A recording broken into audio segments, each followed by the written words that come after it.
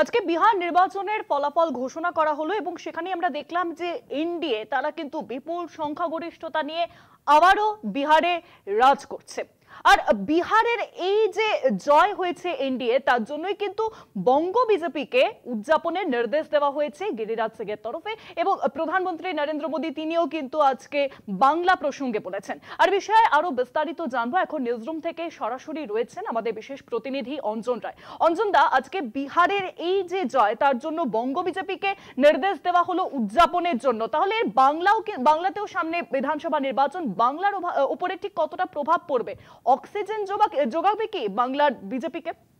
দেখো, বঙ্গ বিজেপিকে নির্দেশ দেওয়া হয়নি। বঙ্গ বিজেপি সমস্ত জেলায় জেলায় নির্দেশ দিয়েছে যে বিহারের এই জয়, এই বিশাল ভিক্টরি, এটাকে উদযাপন করতে হবে মিছিল, সভা, তারপর মিষ্টি বিতরণ করে। এবং নিঃসন্দেহে তো বলতে পারো যে বিহারের এই অপ্রত্যাশিত এই ধরনের জয় অবশ্যই বাংলার বিজেপি কর্মীদের অক্সিজেন দিচ্ছে। শুধু বাংলা নয়, গোটা ভারতবর্ষের বিজেপি কর্মীদের অক্সিজেন দিয়েছে। একটা টলমল অবস্থা হয়েছিল বিহারে, সেখান থেকে দাঁড়িয়ে এই বিশাল ভিক্টরি এবং অপোজিশন কার্যত শেষ, সেই জায়গায় দাঁড়িয়ে এই ধরনের জয় এনডিএ গভর্নমেন্টের, বিশেষ করে বিজেপির এই সাফল্য, নিঃসন্দেহে এটা বিজেপি কর্মীদের কাছে একটা বড় অক্সিজেন।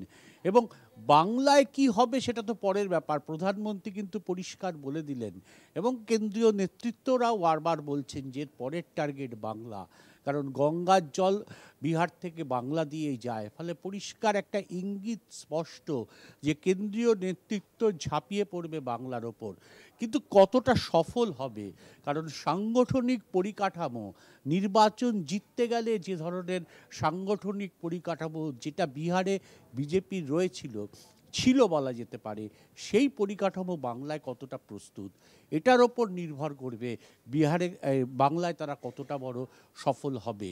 এই 5 মাসের মধ্যে তারা নিজেদেরকে কতটা তুলে নিতে পারবে, ফলে তার উপরই নির্ভর করবে বাংলার 26-এ বিজেপি কিরম ফল করবে। একদম, অনেক ধন্যবাদ অঞ্জন দা, সরাসরি ছিলেন নিউজরুম থেকে আমাদের বিশেষ প্রতিনিধি অঞ্জন রায়। এবং এখানে এই প্রশ্ন, এই যে বঙ্গ বিজেপি সমস্ত জেলায় জেলায় নির্দেশ পাঠালো যে আজকে বিহারের নির্বাচনে এনডিএ যে জয় তাকে উদযাপন করতে হবে, এতে কি বঙ্গ বিজেপি আদতে অক্সিজেন পাবে? কারণ এখনো পর্যন্ত আমরা জানি বঙ্গ বিজেপির কিন্তু কোনো সাংগঠনিক কোনো পদ তৈরি হয়নি, কিছুই এখনো পর্যন্ত ঠিক নয়, কমিটি তৈরি হয়নি। তাহলে এই যে উদযাপন, তা কি নতুন করে কোনো